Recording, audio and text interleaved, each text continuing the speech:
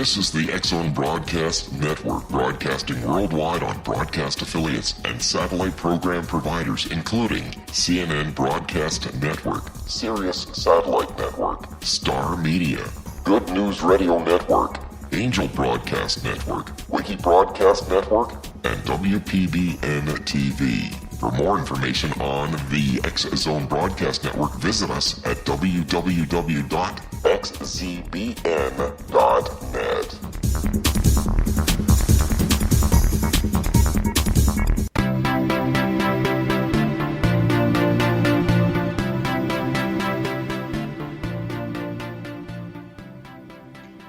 Welcome to Too Good to Be True, and welcome everyone to the show. And of course, thank you to all the listeners.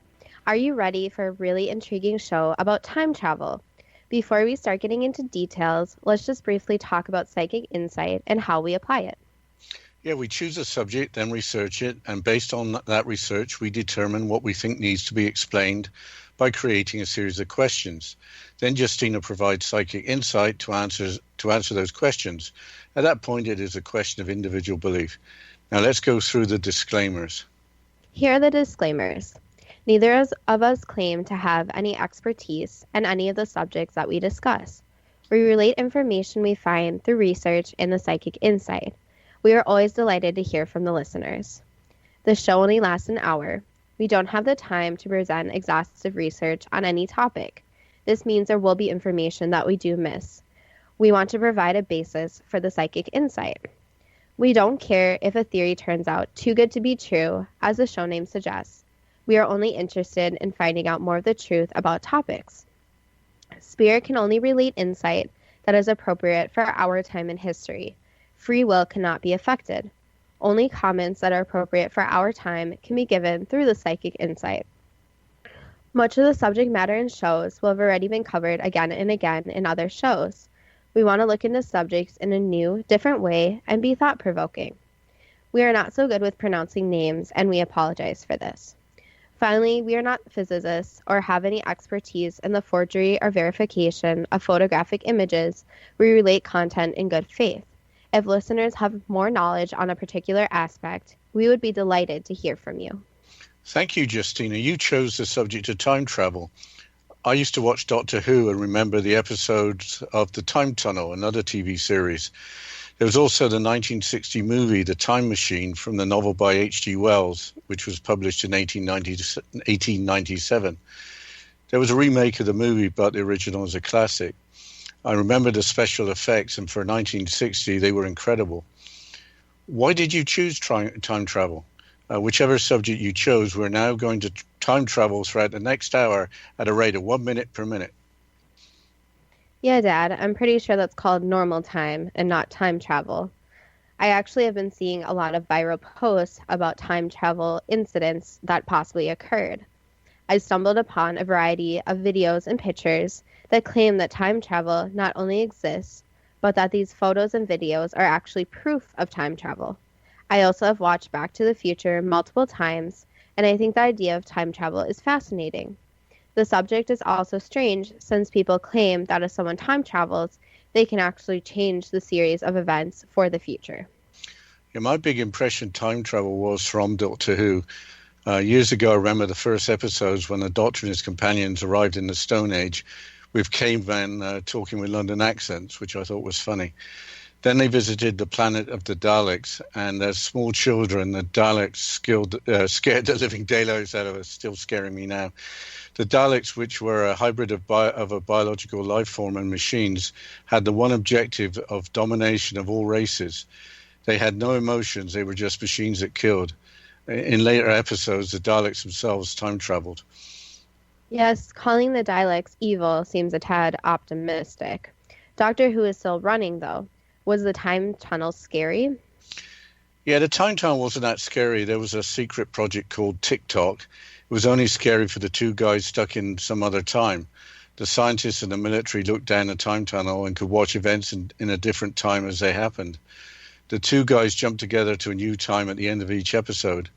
There are armed sentries posted around the facility. Presumably, if something unwanted showed up through the time tunnel, they could arrest it or shoot it. I think that a T-Rex stomping around a secret military facility might justify greater force, perhaps even using a tank. You mentioned the movie The Time Machine from the book by H.G. Wells. He was the author of The War of the Worlds also. Wells is thought by some to be something of a prophet. According to Wikipedia, and I quote, Wells is generally credited with the popularization of the concept of time travel by using a vehicle that allows an operator to travel purposely and selectively forward or backwards in time. According to SparkNotes, he was commenting on Victorian society through the vehicle of a science fiction novel. But it looks like H.G. Wells started the idea of time travel in popular fiction. Maybe Wells was also trying to tell us that time travel may be possible one day in the future. There was also the television show called Quantum Leap from 1989.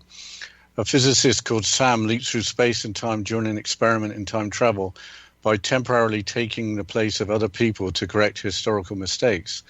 In one episode, for example, as a priest, Sam must save another priest from alcoholism and prevent a murder. In some episodes, the person Sam replaces is female. Taking the place of another person in a different time seems a little crazy, and in terms of science, not really possible. What happens to the replaced person? Do they hang out in some other place and wait for the replaced person to leave? Sounds like great entertainment and very confusing for Sam.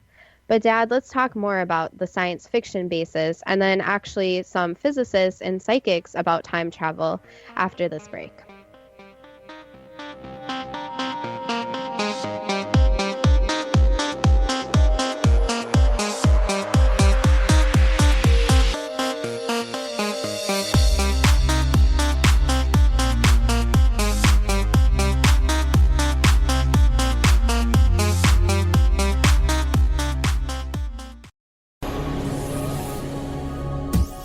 This is the X-Zone Broadcast Network, broadcasting worldwide on broadcast affiliates and satellite program providers, including CNN Broadcast Network, Sirius Satellite Network, Star Media, Good News Radio Network, Angel Broadcast Network, Wiki Broadcast Network, and WPBN TV. For more information on the X-Zone Broadcast Network, visit us at www.xzbn.net.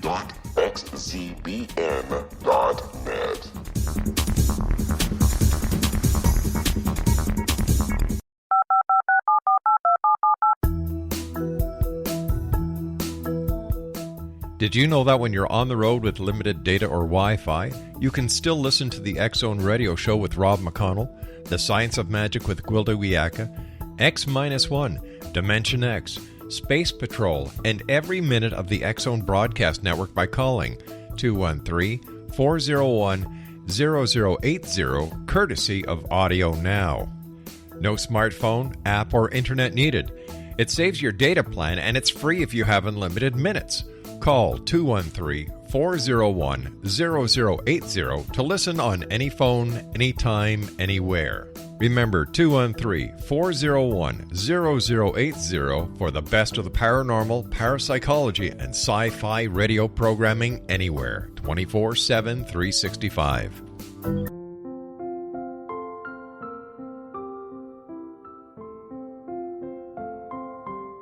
I am Dr. Carl O'Helvey, founder, president of a new cancer foundation focusing on evidence-based physical, mental, and spiritual interventions, including natural cancer cures, prayer, meditation, affirmations, nutrition, and other related holistic cancer prevention and cure modalities. These are used in cancer education, research, and financing care. I ask for your help to continue this important work by donating at www.holisticcancerfoundation.com.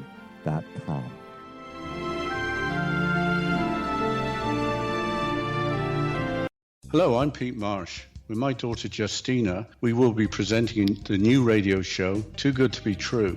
If something seems too good to be true, it usually is. But with the help of Justina's amazing gifts, we're going to gain insight into questions that don't yet have complete answers.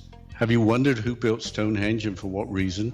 Why are crop circles found in the same region as Stonehenge and elsewhere? Are crop circles a hoax, or are they created with technologies that we have little knowledge of? Who built the pyramids in Egypt and also in other countries? How and why were they built? Was the Titanic switched with the Britannic as part of a gigantic insurance fraud, or for more insidious reasons? What caused the Tunguska event when trees were flattened over an 800 square mile area in Siberia?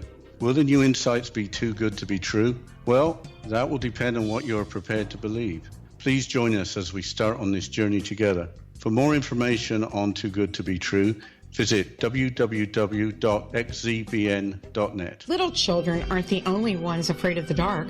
Millions of soldiers return from war zones with PTSD, anger, frustration, fear, and loneliness, much of which surfaces during the darkness of the night. You have the chance to change the lives of these American heroes. Songs and Stories for Soldiers.us provides free MP3 players for these men and women. With a list of 3 million songs in 16 different styles, 100,000 audiobooks, and 30,000 old-time radio programs, every veteran can find something to soothe and comfort them at no cost. All our players contain an 8-hour audio program designed to help veterans fall asleep. With 1,500 plus vets now participating, it's our goal to deliver 10,000 audio players this year. Go to our website at songsandstoriesforsoldiers.us. Help us help a veteran make it through the night.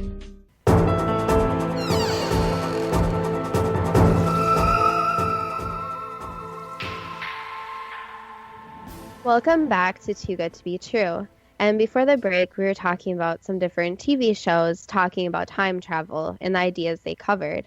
Dad, can you continue about how we were talking about Sam? Yeah, we're talking about Sam from Quantum Leap, and I think it's safe to assume that replaces somebody, even on a temporary basis, is a little ridiculous. But the plot's depended on changing the future from the past. The Back to the Future movies involved elaborate plots to do just that. I think that plays into the emotion of remorse. If someone could go back and change what was done in an earlier time, then life for them or for others would be better. Wanting to go back and make corrections seems to be a common theme. That reminds me of a Twilight Zone episode when a World War I fighter pilot ends up in the future and went back to save a comrade who later saved thousands of lives in World War II. That show, The Last Flight, was from 1960. That's almost 60 years ago. That's a long time. Yeah, that's right. But the Twilight Zone and the other show, The Outer Limits, are still running on legacy television channels. At the beginning of The Outer Limits, a sine wave appears on the TV screen, and you are advised that control of your TV set has been taken over. You didn't get out much in the 1960s or the 60s, did you? Back to the theme of fixing things in the past or not, quantum physics expert Todd Brun from USC, University of Southern California, states that even if you travel back to the past with the intention of changing history, events will conspire to force you to conform to that history. That implies perhaps that there is a ruling timeline. Yeah, that's a physicist, but what do psychics have to say about the subject of time travel? Psychic Tanya Hoy, on his website, claims that time travel is possible, citing Einstein's mathematical equations that prove that time travel is actually possible. He argues that there are time travelers among us because it is mathematically possible. But he explains that the future cannot be changed from the past, owing it to the grandfather paradox, which prohibits time travelers from interacting with the past. Yeah, I looked up Einstein's theory of special relativity, and yes, without going into details that would give me a headache, time travel is mathematically, theoretically possible.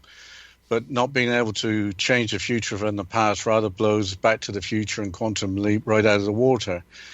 But what is the grandfather paradox? I will quote from psychic Tanya Hoy's website. The grandfather paradox states that you cannot go back in time to change the events that have happened in the past or interact with the people, events, and everything that is of the past time frame. If you did, there would be a big possibility that you would no longer exist in this world. That seems to fit into the ideas of quantum physicist Todd Brun, who we mentioned earlier. Events will conspire to force you to conform to history. But taking Tanya Hoy at his word as a time traveler, it sounds like you can only be an observer. Why not just try remote viewing if you just want to observe? Remote viewing is not the original topic, but if you can remote view through time as well as space, then maybe we should discuss it. For a definition of remote viewing, I went to crystallinks.com and I quote, "Remote viewing, RV, is a form of clairvoyance by which a viewer is said to use his or her clairvoyant abilities to view, i.e. gather information, on a target consisting of an object, place, person, etc., which is hidden from the physical view of the viewer and typically separated from the viewer in space by some distance, and sometimes separated in time, future, or past as well. So, remote viewing can involve time travel, but not physical travel through time. We should also mention astral travel, where you might travel through time and space in your dreams, but apparently it can also be attempted through meditation." That raises an interesting point regarding physical travel, which I guess is the time travel people think about most. When you go for a journey in a car, you travel with the car, with the time taken for the journey being dependent on the average speed of the car. But with time travel, your body will need to be transported through time or through time and space if you're going to go to a different location. So that means that your body will have to be changed to something like small particles that can time travel, then change back so you can become your normal self. I get what you mean. It's like the transporter in Star Trek. When Scotty beams up Captain Kirk, he goes all fuzzy down on the planet and then arrives all fuzzy in the transporter room, then gets solid and starts walking. Yeah, I think that is a great way of imagining it for travel through space. I don't think it should be any different for space and time. You would need to be split up into particles and then put together again. By the way, why did the guy in the red shirt, played by the unknown actor, usually not make it back from the planet? I think that's a mystery that may never be understood, especially they may have only had spare red shirt costumes for him to wear. Let's switch gears now and get away from these television shows. Why don't you start us off by describing notable pictures on the internet, such as a boy from the future appearing in the photo of the Gettysburg Address?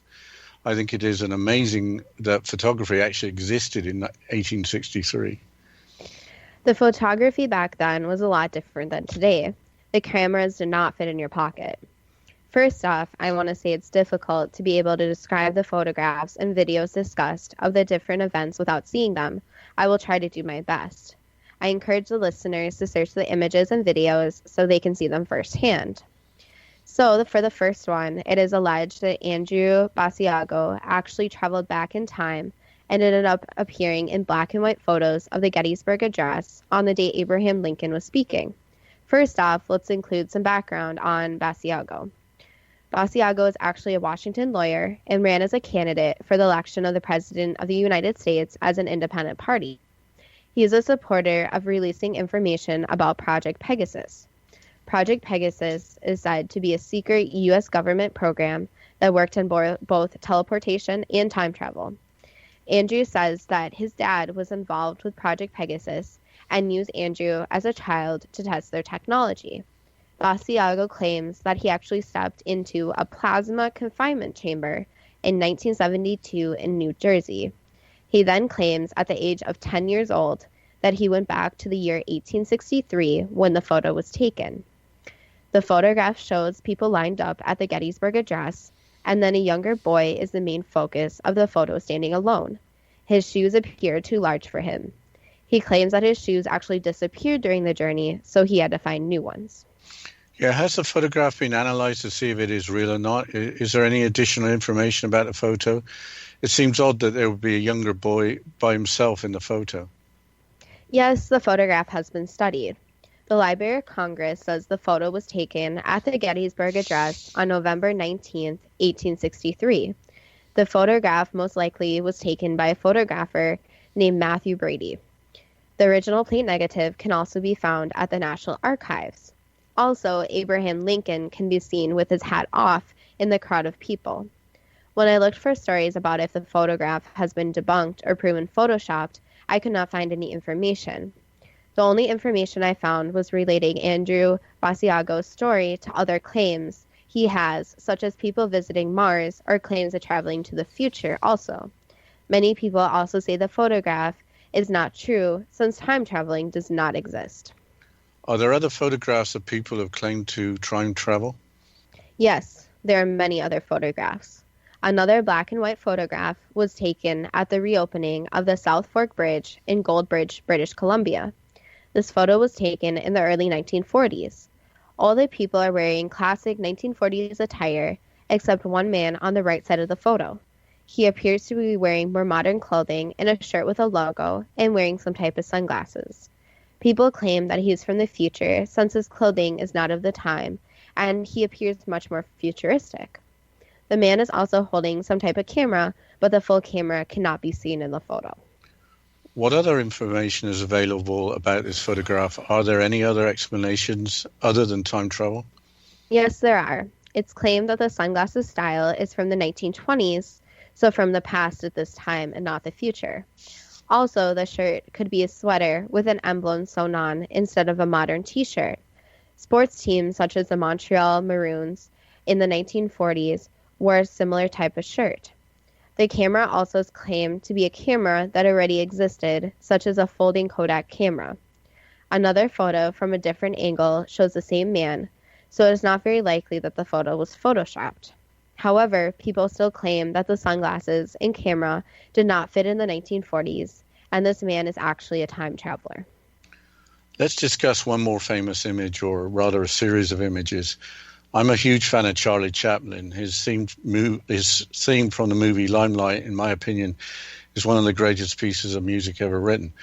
So what about the footage in the Charlie Chaplin movie from 1928 where a woman is using a supposed cell phone? Yes, this incident of time travel is widely discussed. The woman is shown with her hand up to her ear with some type of different device being held. It also appears that she is possibly talking in the clip. Nobody knows who she is talking to since there's nobody in the clip with her to speak to. It looks like she may be talking on a cell phone to many people. This footage is from Charlie Chaplin's silent film, The Circus. A man named George Clark posted the clip on YouTube and got millions of views. It's unclear why nobody spotted this woman before he posted this. However, this video caused a large amount of discussion since cell phones were not available in 1928. Are there any possible explanations for this footage? Millions of people have seen the footage, so I would think there would be some explanation. Yes, there are a few. The first explanation is the woman actually has a hearing aid. The woman's hand could be up to her ear for many different reasons, including shielding herself from the sun, adjusting the hearing aid, or having an itch. Most people can't explain exactly why she's talking, but some people say she was just talking to herself. It could have been a moment recorded that looked like something different than what it was. What other explanations are there? Another theory is the woman could have been using some other type of technology, such as a radio, and this would explain why she was talking and also holding something to her ear. However, handheld radios also did not exist in this time, so it seems unlikely. Others claim the woman was holding something and had some type of mental disorder, and this is why she was talking to herself. Another theory is the clip has been altered, but a lot of people also agree that this could be proof of time travel. One funny comment that has been brought up is how could she have been using a cell phone in 1928? There are no cell phone towers. This also brings out the point about people possibly time traveling to the time and place they do. Why would this woman choose a film to appear in instead of a famous time in history? This is all getting very complicated and raises a lot of questions. Yes, it's hard to find a solid explanation for these photos and videos. It seems that there are many different theories, but they cannot always be proven, especially since these photographs in the film were taken such a long time ago. There are not many eyewitness accounts. Maybe having talked about a few examples, now I can try and discuss some of the physics without confusing everyone. If you start confusing me, I will let you know. But everyone knows what time it is, but we don't seem to know why time seems to go faster on weekends and when the weather is good. Yeah, everybody knows what time is, yes, but finding a simple definition is a challenge. I found the simplest definition on the website, Math is Fun. Time is the ongoing sequence of events taking place, the past, present, and future.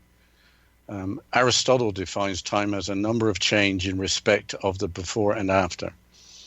I think we're going to have to talk about exactly what Aristotle means and what the actual other definitions of time are after this short break.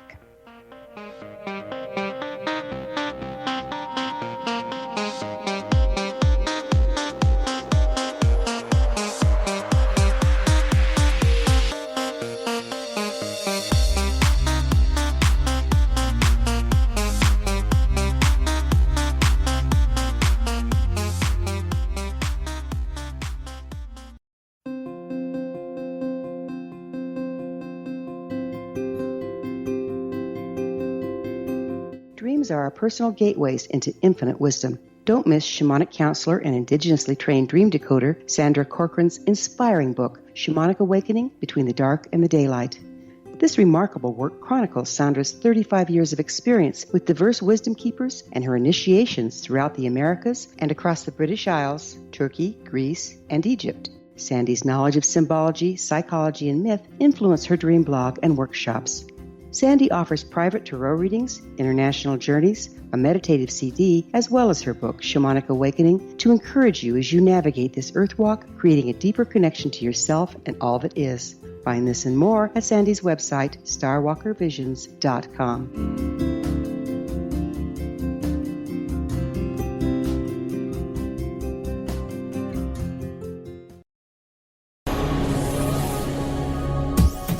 This is the X-Zone Broadcast Network, broadcasting worldwide on broadcast affiliates and satellite program providers, including CNN Broadcast Network, Sirius Satellite Network, Star Media, Good News Radio Network, Angel Broadcast Network, Wiki Broadcast Network, and WPBN TV. For more information on the X-Zone Broadcast Network, visit us at www.xzbn.net.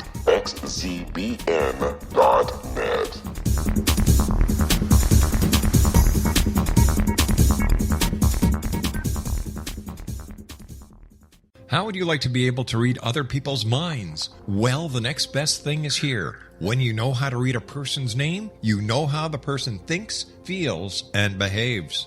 Each letter in our name holds a key to unlock our true essence. Our name contains both our gifts and challenges in this lifetime.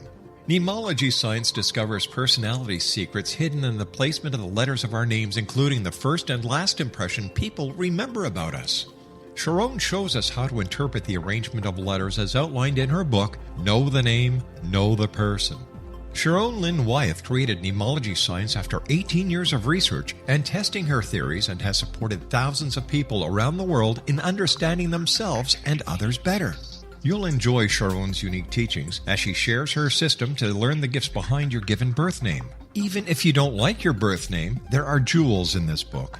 If you're thinking of changing your name, ready to name your child, or wanting to get along better with others, this is the book for you. If you'd like to improve your relationships and change your life for the better, get the book today, Know the Name, Know the Person, or visit www.knowthename.com. That's www.knowthename.com.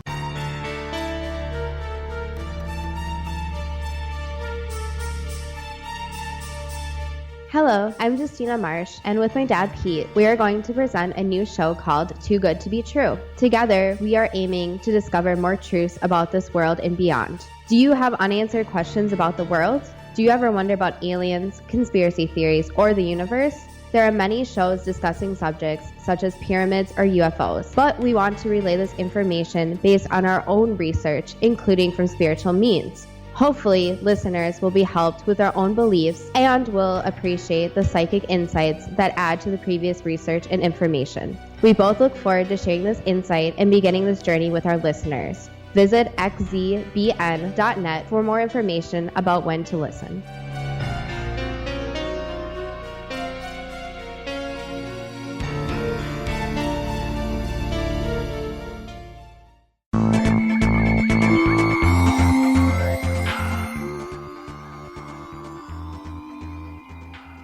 Welcome back to Too Good to Be True.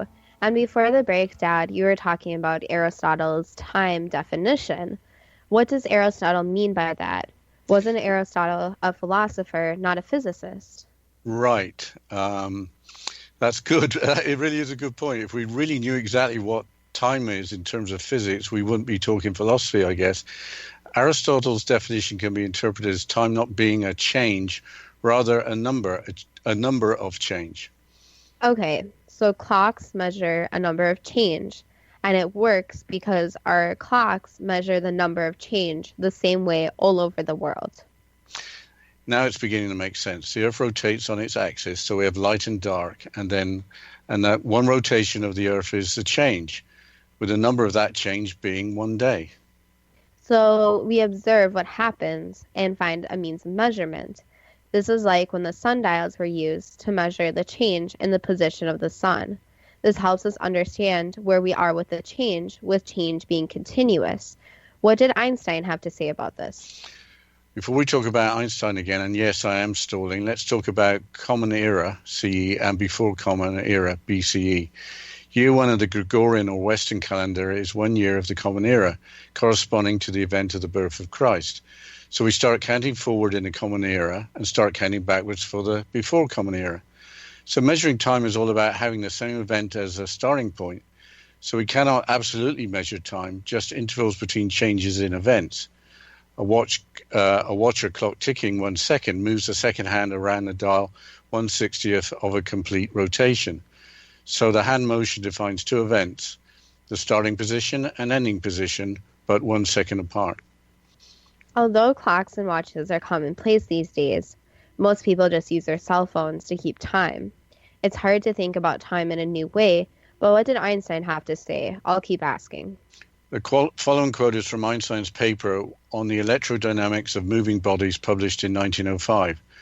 The time of any event is that which is given simultaneous with the event by a stationary clock located at the place of the event, this clock being synchronous and indeed synchronous for all time determinations with a specified stationary clock. And unquote. I think that's essentially the same as the second hand moving 1/60 of the distance round the dial in 1 second. Synchronous means that our watches and clocks are set at the same time, with 1/60th of the dial being 1 second. Also, we have the National Institute of Standards to define the correct time as Einstein's specified stationary clock. So to be truly synchronous, we should have the correct time set on our clocks and watches, as well as our clocks and watches being accurate in their measurements. I think we can leave Albert Einstein in peace for now. As this show is all about psychic insight, what did famed psychic Edgar Cayce have to say about this? From John Van Auken's book, Toward a Deeper Meditation, here's an Edgar Cayce quote. Quote, "Learn these lessons well. First, the continuity of life. There is no time, it is one time. There is no space, it is one space." John Van Auken helps carry on the legacy of Edgar Cayce through the ARE, which is the Association for Research and Enlightenment.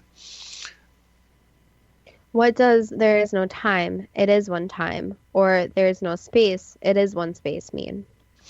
I think that means there is no time or space in the spiritual world, and that we can become aware of that through meditation. However, we live in a world that has 3 spatial dimensions plus time. I will go back to the subject of the television show Doctor Who. The ship that travels through time, stuck with the appearance of a British police call box, is known as a TARDIS, which stands for time and relative dimension in space, and is much larger on the inside than on the outside. It might be that the original writers knew that there was a deeper explanation of time and space. I apologize to all those Doctor Who fans out there, but I have no knowledge of the show. Let me understand. When something moves through spatial dimensions, like a watch's second hand, there is the necessity to describe the duration taken for that change in position. I think we got it now. According to the National Institute of Standards and Technology again, the second is defined as follows. I'll be careful with this. The second is a duration of 9,192,631,770 periods of the radiation corresponding to the transition between the 2 hyperfine levels of the ground state of the cesium-133 atom. This definition refers to the cesium atom in its ground state at a temperature of 0 Kelvin. Well, that's all very complicated, so let's get back to time travel rather than measuring time. Can we travel to a point in time when events have already occurred, or a point in time when events are yet to occur?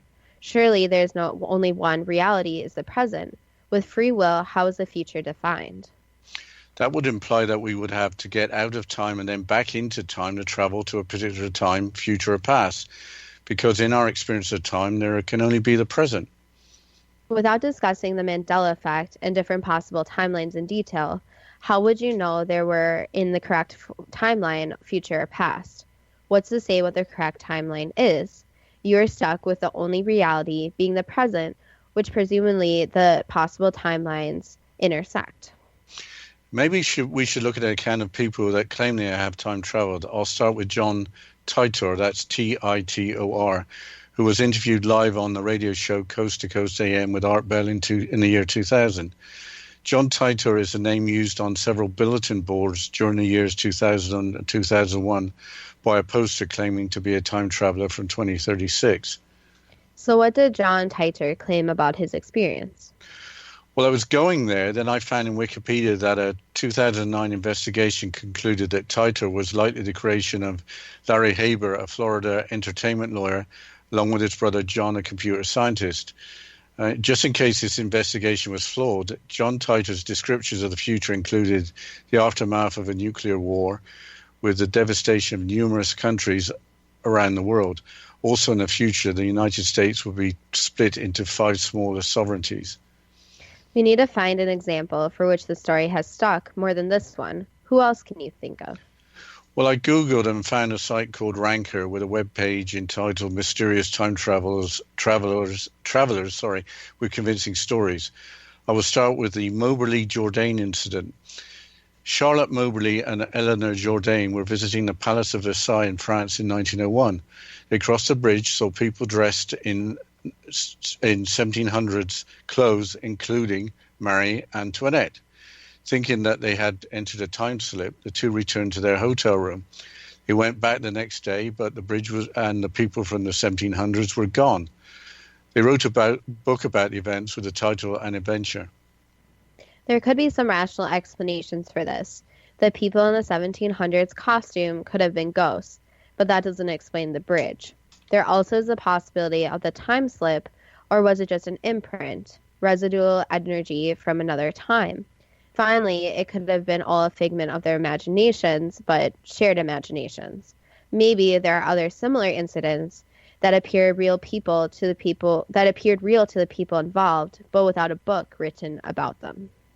Another story in Ranker was the man from Taured, spelled Taured. I will paraphrase from the website. In 1954, a man tried to get through customs at Haneda Airport in Tokyo, Japan, and had a disagreement with customs agents.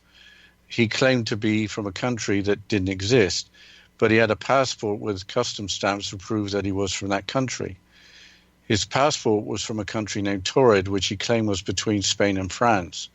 When customs officials pulled out a map and asked him if he meant Andorra, he said that the location was right, but Taured had been in existence for at least 1,000 years. He had never heard of Andorra. He was given a hotel room for the night while the officials tried to figure out what was going on. Armed guards were posted outside the room, but the man had vanished by the next morning. His passport, which had been stored in the security office at the airport, had disappeared. The mystery of the man from Taured was never solved. That's interesting, but was it an example of time travel or the merging of different timelines? If the man had not vanished, there might be some non-time travel explanation. Do you have another example? I seem to remember a story of tourists at an American Civil War site going downstairs in a building and finding themselves in a makeshift hospital ward from the time of the Civil War, with the staff working feverishly to save the wounded. When they went upstairs again, things returned to normal. I couldn't find a description on a website, but maybe it was from a television show, and as you know, I watch a lot of television. But I think it's time for the Psychic Insight, and I'll start asking the questions. Was the original photograph of the Gettysburg Address with the boy authentic? Yes. Has the original photograph been altered? No. Who was the boy with the wrong size shoes in the Gettysburg Address photograph? He was a boy who lost his shoes and was borrowing a pair of shoes. and he ended up looking for his father in the crowd and just happened to walk through the photograph. Was the original photograph taken at the reopening of the South Fork Bridge in Goldbridge, British Columbia, authentic? Yes. Has the original photograph been altered? No. Who was the man apparently in modern clothing, wearing sunglasses, holding a camera? He was there photographing the events. Were the clothing, sunglasses, and camera from the 1940s? The clothing was. The sunglasses were more advanced for the time and were something of his own creation. Was the camera from the 1940s? Yes. Who is the woman with the apparent cell phone in the 1928 silent movie The Circus? She was walking through and didn't know she was being filmed at the time. Is the footage on YouTube from the movie The Circus authentic? Yes. Was the object in the footage that looked like a cell phone actually a cell phone or a hearing aid or a radio? It was a communication device. So it was not from 1928? Correct. How did that lady and that object arrive in 1928? So she was actually using more advanced technology, and this advanced technology was from, you could say, the future, since it did not exist in the public eye at that time. So in a way, yes, the technology was not supposed to be there, and the woman was not supposed to be there. Did the woman travel through time to get in the picture? You could call it time in a way, but more like a different dimension. Is time a construct created by mankind to bring order to the world we live in? In the terms of science and how the world works, yes, it is a construct. If you think about it, without time, the world would be very chaotic. So humans had to make a system of time to schedule different events and to keep track of the different duration of the day. So yes, it was invented by mankind. Is the following definition of time correct? Time is the ongoing sequence of events taking place, the past, present, and future. Yes. Is Aristotle's definition of time correct? And I quote, a number of change in respect of the before and after. Yes. Is Einstein's definition of time correct? Yes. What does Edgar Cayce mean by saying the following? There is no time, it is one time, or there is no space, it is one space.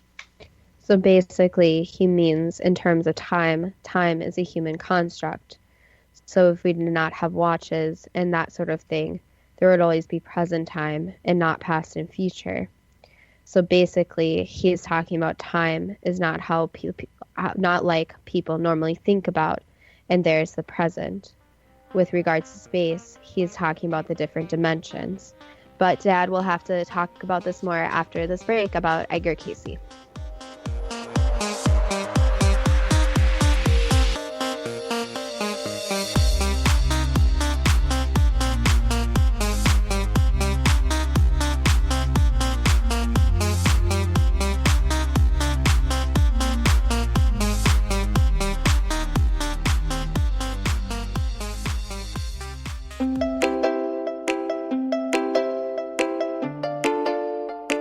Are you curious? Do you want to learn more about how the world works and have fun at the same time? Study coincidences with me, Dr. Bernie Beitman, MD, on my Connecting with Coincidence radio show, here on the XZBN network. Listen to Jungians theorize, statisticians randomize, true believers evangelize, while I categorize. I dance to the rhythm of coincidences. People who experience me see more of them. Maybe something on the show matches a thought in your mind. Let us know. Expand your mind to the weirdness happening around you. Synchronicity spoken here, there, and everywhere. For more information, put Connecting with Coincidence in your search engine and find my website, my social media sites, and my blog.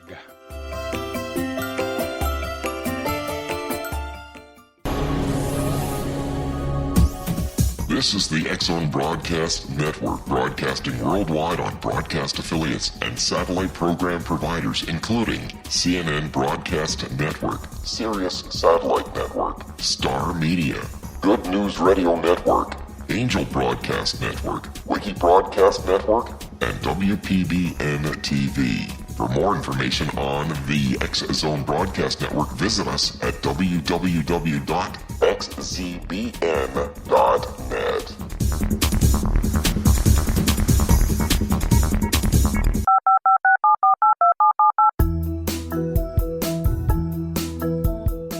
Did you know that when you're on the road with limited data or Wi-Fi, you can still listen to the X-Zone Radio Show with Rob McConnell, The Science of Magic with Gwilda Wiyaka, X-1, Dimension X, Space Patrol, and every minute of the X-Zone Broadcast Network by calling 213-401-0080, courtesy of Audio Now.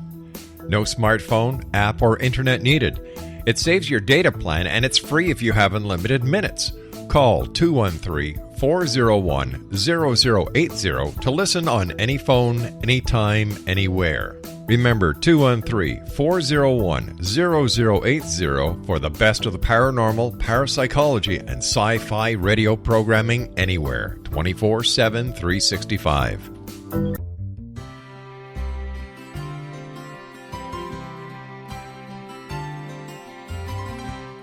True healing must address 4 levels: physical, emotional, mental, and spiritual, for us to live joyful and productive lives. We tend to treat 3 of the 4, leaving the spiritual languishing. If you're tired of the same dysfunctional patterns cropping up in your life, Soul Balancing is for you. Trixie Phelps, owner and founder of Soul Balancing, is a naturally gifted energy healer trained in numerous esoteric forms, including shamanism.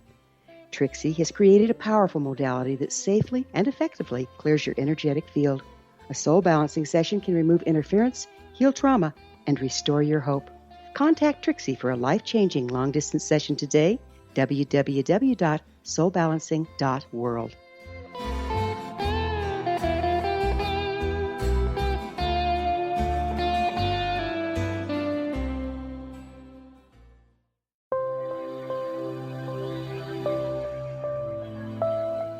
There's a legend shared by many indigenous cultures of a time when the nations were cast to the 4 corners of the world.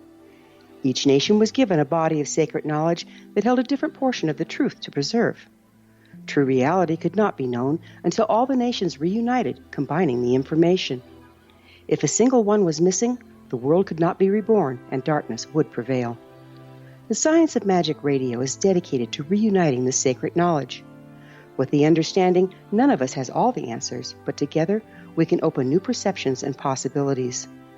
Through our combined vision, the world can be reborn into a place where darkness no longer prevails. Join me, Gwilda Wiyaka, and the Science of Magic daily on the X-Zone Broadcast Network, xzbn.net, or visit us at thescienceofmagic.net.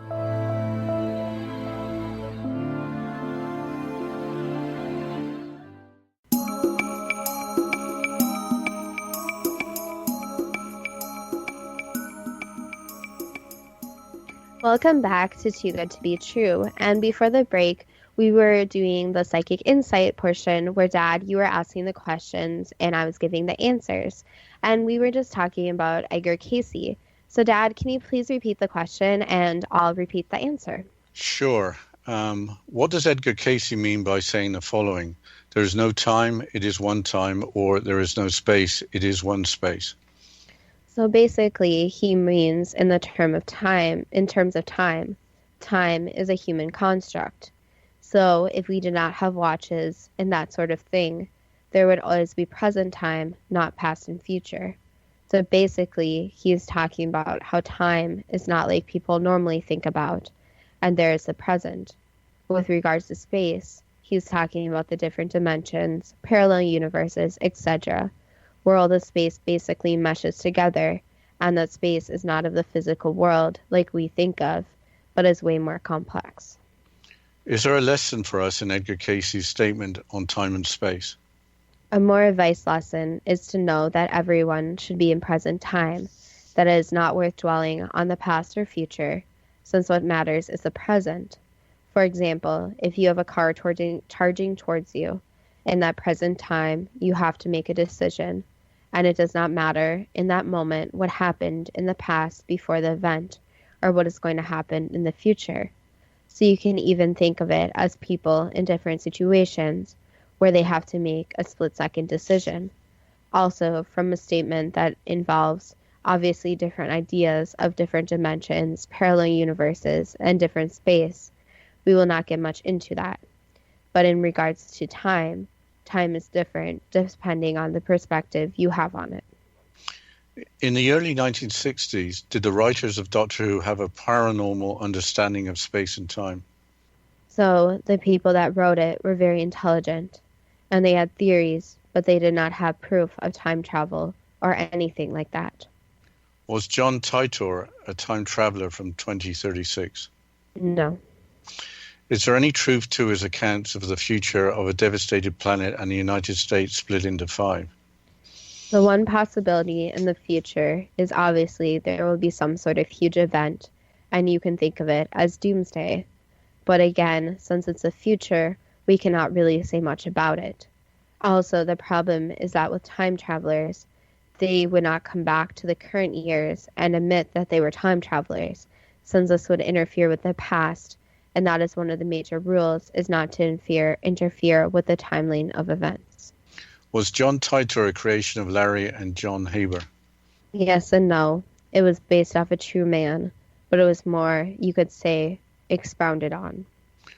Does time travel involve moving to another dimension from your timeline and returning from that dimension to a different timeline?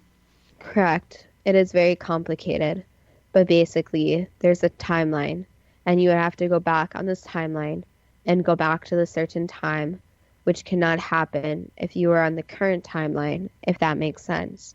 So think about it this way, is that if you are driving down a road straight, you cannot just reverse and not run into events in the past and be blocked. So you'd have to go on an exit ramp and go off the timeline and come back on to jump into the past event. Did Charlotte Moberly and Eleanor Jourdain experience a time slip when visiting Versailles in 1901? Yes. How did the time slip occur? Basically, there was an issue with the timeline. So you can think of it as sometimes with time, space, and different dimensions, there are errors along the way. In 1954, was there a man trying to get through customs at Haneda Airport in Tokyo, Japan, claiming to be from a country that didn't exist? Yes. How did he have a passport with customs stamps to prove that he was from that country? He had a very good fake. So basically, his story was all created by himself. Where did the country of Taured come from? It was made up. Where did the man go when he disappeared from his guarded hotel room? He had help from the outside. So he contacted someone outside the hotel room, and they helped him escape. And he later changed his identity so he could not be found. Why did this happen? So basically, he had this whole, you can say, made-up life in his head, and others were actually playing along. And it was kind of a test for the customs and the security. So it's not only a test, but obviously the guards were not very doing their jobs either. So it was a test of the overall security. So this was a normal human being, this man? Correct. Did tourists experience entering a makeshift hospital ward from the American Civil War? In a way, yes. Was this experience an imprint of energy from previous events? Yes.